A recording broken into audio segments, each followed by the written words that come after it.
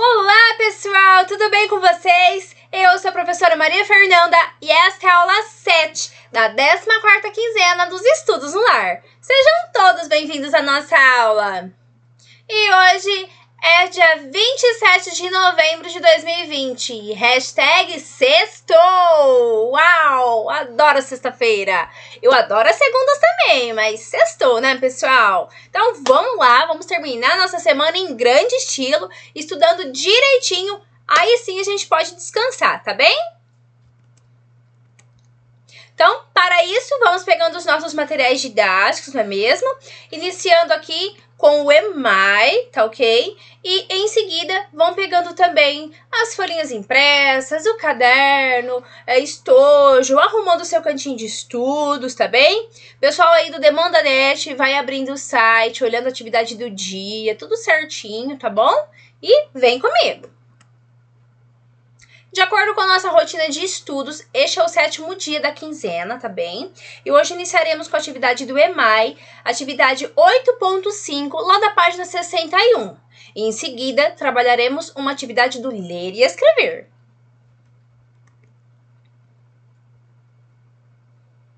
Então vamos lá, pessoal, atividade da sequência 8 que estamos trabalhando, não é mesmo? Então vamos lá, já encontraram a atividade no livro, já abriram, tá tudo certo? Bora lá! Essa atividade fará você, aluno, refletir sobre os numerais numa reta numérica. Vamos relembrar algumas regularidades e avançar mais um pouco nas aprendizagens dos números decimais, ok? Então vamos lá, nós temos um exemplo aí de uma régua, não é mesmo? A régua é uma maravilha para a gente entender essa ideia de números decimais. Ideia não, né? Este conceito de números decimais, tá bem? Então, calma aí. Vamos lá? Primeiro, pessoal, para a gente refletir um pouco antes da atividade, tá? Você se lembra de números maiores do que 0 e menores do que 1? Professora, maiores do que 0 e menores do que 1? Ih, buguei, professora. Então, para aí. Vamos lá. Sim, pessoal, nós demos exemplos aqui nas outras aulas. Vamos lá, menor que 1, mas não é 0. Só pode ser algum número decimal, não é mesmo? 0, alguma coisa. E aí é com você, tá bom? Depois, ó. Quando você lê os números, estes números aqui, ó, não vou falar. Como que você faz essa leitura aqui? E qual é o maior e o menor desses números? Você vai pensar aí, vai pensar em como faz a leitura. Bom, se você está nessa aula, significa que você já assistiu as aulas anteriores, correto? Então, a gente já aprendeu como fala, tá? Como se lê e também qual é o maior, qual é o menor, tá bom? Então, vamos lá. Se você precisar retomar algumas anotações suas, relembrar algumas atividades anteriores do próprio EMAI, tá bem? Por isso que é importante, lembra que eu comento sempre? Deixa tudo anotado, faça pequenas anotações no caderno, no EMAI, tá bom? Porque aí você tem tem onde recorrer, tá certo? Então, vamos lá. Próxima. Você já observou esses números localizados numa régua? É claro que já, pessoal. Embora vocês possam não ter percebido, mas esses números aqui, sim, estão numa régua. Sim, sim. E numa reta numérica, pessoal? Vamos lá? E se tivéssemos os números 1,2 e 2,4 para localizar numa reta numérica? Algum deles viria antes do 1? E do 2? E do 3? Então, vamos lá, pessoal. 1,2 e 2,4, tá bom? Onde ele se encaixaria? Vamos pensar aqui, ó, numa reta numérica em que nós temos o 1, o 2 e o 3, né? 3 números naturais aí. Então, vamos lá. Onde se encaixaria o número 1,2 e o número 2,4? Responda aí, tá bem? E entre 1 e 2, qual número seria localizado? E entre 2 e 3? Então, na verdade, essa questão está complementando essa, tá bom? Então, qual desses dois números viria antes do 1 e do 2 e do 3, tá bom? Então, olha só, Este 1,2 vem antes de 1? Vem antes de 2? Vem antes de 3? São exercícios, pessoal, para a gente entender a questão do valor, tá bom? Da leitura correta desses números e onde eles aparecem, tá bom? Então, a gente entender onde esses números aparecem numa reta numérica nos ajuda muito a entender por que eles existem e qual a função deles, tá bom? Então, complementando aqui, vocês vão colocar, olha, qual número entre 1 e 2, qual número seria localizado? Eu estou falando desses dois exemplos aqui, 1,2 e 2,4, tá bem? Agora vamos ao livro, tá? Então, essa é a atividade, tá bom? A recomendação é o seguinte, leia com atenção e, se for preciso, faça uso de uma régua, da sua régua, tá bom? Observe os detalhes e imagine um zoom, uma ampliação entre cada número. Sim, pessoal, uma ampliação. Então, olha só, assim vai ficar meio difícil, então eu ampliei, tá? Eu dividi as duas partes da página para ficar mais fácil de vocês verem. Então, olha só, atividade 8.5, tá? Primeira parte aqui. Nós já aprendemos a localizar números na reta numérica, tá? Olha só, uma reta numérica de números naturais, tá?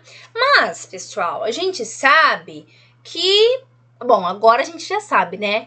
Que dentro desses números nós temos mais números. Nós temos uma infinidade de números. Lembra da questãozinha que eu fiz até agora para vocês? Entre 0 e 1.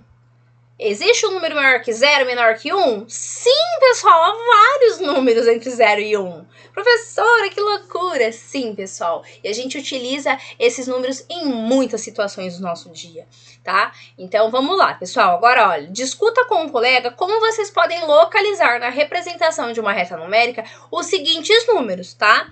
Estes números aqui, ó, 0,5, tá? 1,5. Eu posso chamar de meio esse 0,5? Posso, mas eu posso falar 0,5 também. 1,5, 2,5, 4,5, 5,5. Ou 1,5, 2,5, 4,5, 5,5.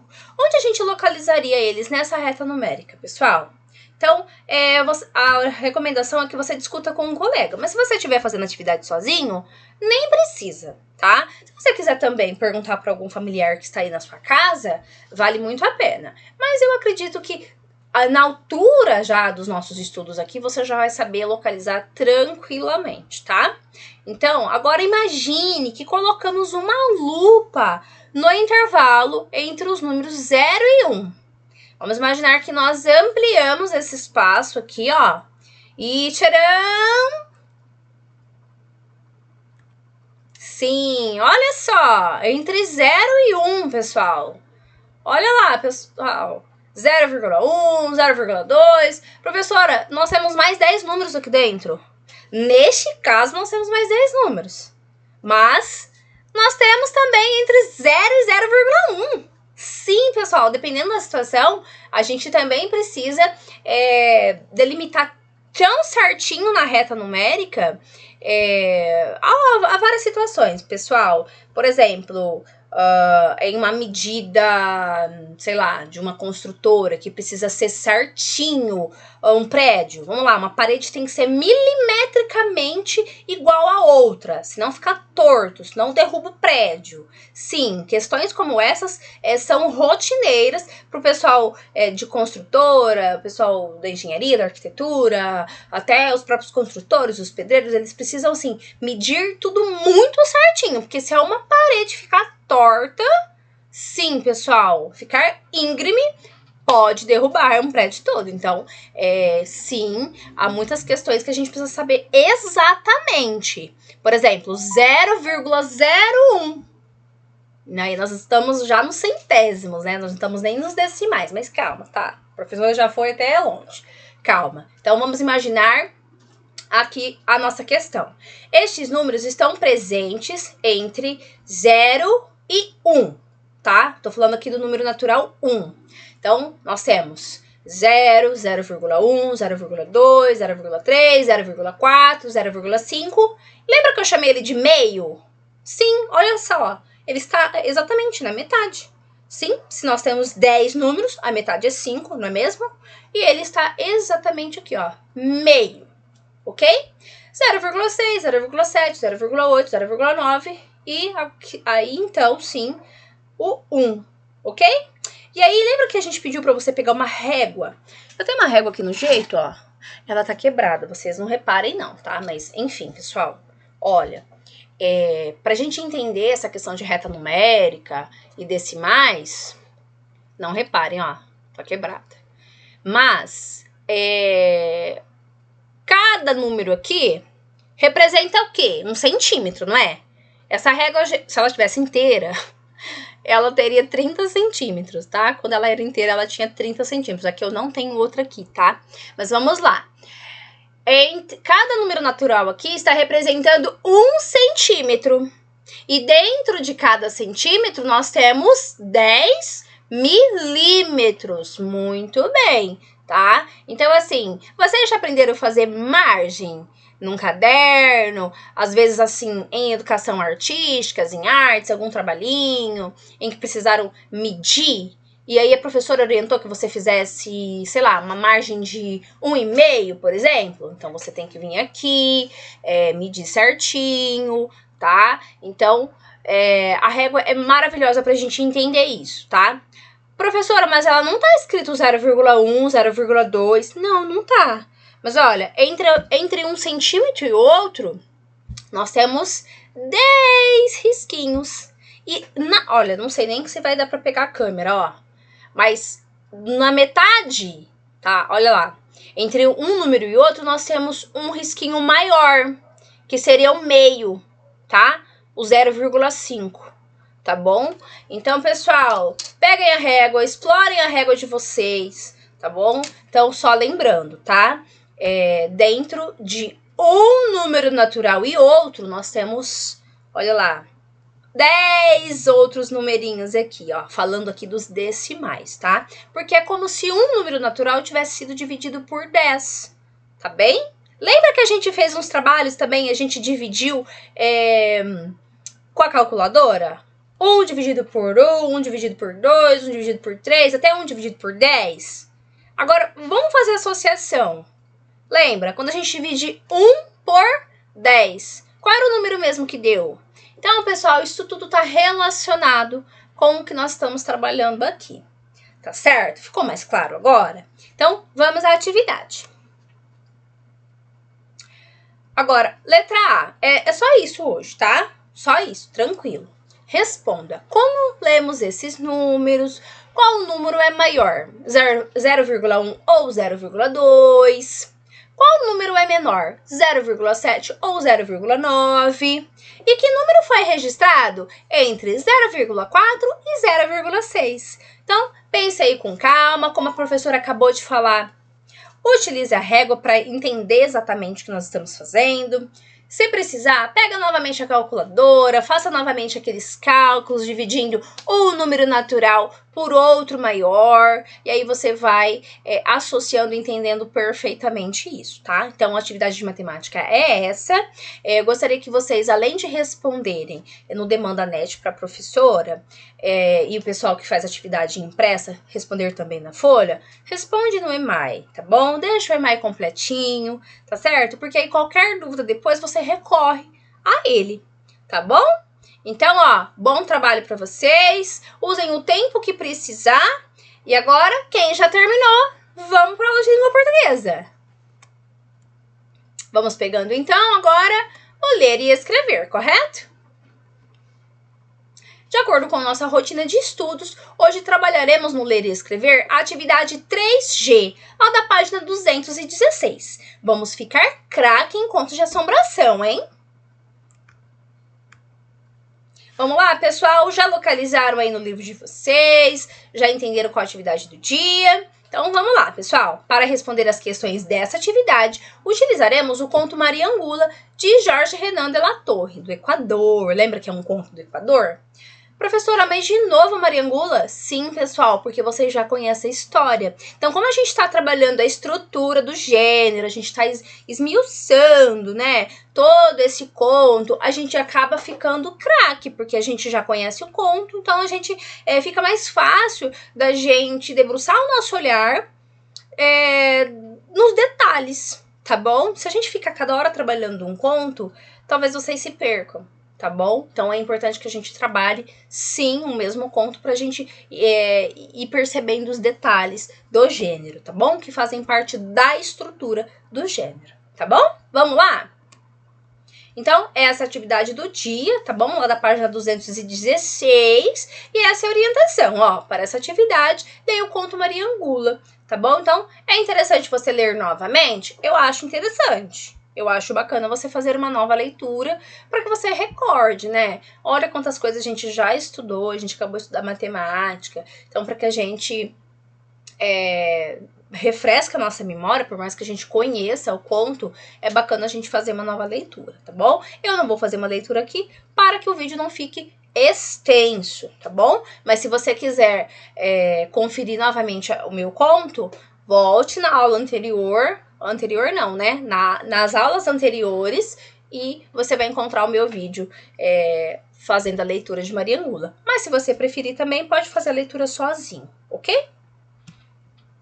Então vamos lá, pessoal. Eu dividi aqui, ó, o quadro para vocês responderem, para não ficar muito pequenininho, né? Então, atividade 3G, analisando aspectos descritivos, tá? Então, olha, realize em duplas a leitura do conto escolhido pela turma.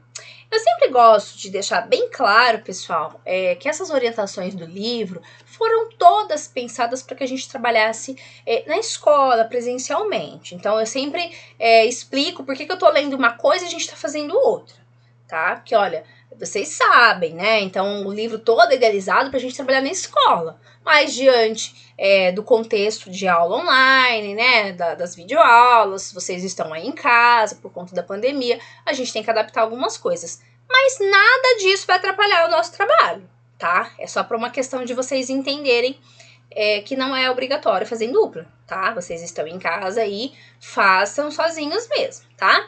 Vamos fazer a análise dos recursos utilizados pelo autor para descrever os personagens, a ambientação e os aspectos temporais, tá? Na sequência, organizem essas informações no quadro abaixo. Pessoal, nada do que a gente já não saiba fazer, tá? Essa atividade aqui a gente já fez parecida, a gente já trabalhou, a gente já discutiu alguns desses aspectos, então muito tranquilo para você. Se você já fez a nova leitura da Mariangula, olha, você vai tirar isso de letra, tá? Então, texto escolhido pela turma e nome do autor. Vamos supor que a gente estivesse em sala de aula e a professora tivesse entregado para vocês vários contos, tá? De assombração. Então, no caso, vocês poderiam escolher um dos contos, se estivéssemos trabalhando em dupla. Neste caso, a gente vai fazer com a Mariangula mesmo, tá? Então, coloca aqui o nome do conto e o nome do autor, ok? Depois, recursos usados para a descrição dos personagens. Então, pessoal, volta lá nos personagens. Quando aparece o personagem, que aspectos, que tipo de descrição que o autor fez dos personagens? Ele descreveu os personagens no seu âmbito apenas psicológicos, de personalidade, ou ele descreveu também aspectos de fisionomia, né, altura, enfim. Há várias formas a gente de escrever um personagem, não é? Cada conto a gente percebe, tipo, em algumas situações é importante que o autor, ele descreva para nós também. Ai, cor de olhos, cor de cabelo, depende do contexto, né? Mas no conto da Mariangula aí, quais os personagens e que recursos o autor, ele utilizou para descrever os seus personagens, tá? Não é para copiar, tá? O trecho. É para você escrever aqui, ó. Que recursos ele utilizou para descrever os seus personagens. Tudo bem? Na sequência, então, que recursos usados para a descrição dos personagens... Opa, acabou vindo novamente essa parte, tá? Então, ó, são quatro questões aqui para nós, tá? Acabou vindo novamente. Cancela essa parte. É isso aqui, ó. Recursos usados para descrição da ambientação. Que ambientação, pessoal? Sim, é o local onde se passa, tá? Questão de ambiente mesmo, tá? Então, que recursos ele utilizou para descrever o ambiente em que a narrativa é contada, tá bom? Novamente, cada autor tem o seu estilo, tem aqueles autores que descrevem com bastante detalhes, né? Alguns autores com menos detalhes. Este autor e este conto. Quais recursos usados para a descrição do ambiente? Para finalizar, aspectos temporais. Esse autor, ele descreveu de forma explícita quando se passa este conto ou não? Pode ser que não, tá? Então vale a gente fazer uma nova leitura, como acho que vocês já fizeram, né? A essa altura do vídeo. E aí a gente observar aí se o autor ele deixou explícito ou de repente de forma implícita mesmo os aspectos temporais, tá? Ele falou a questão de data, ou ele deu a entender quando se passou isso, né?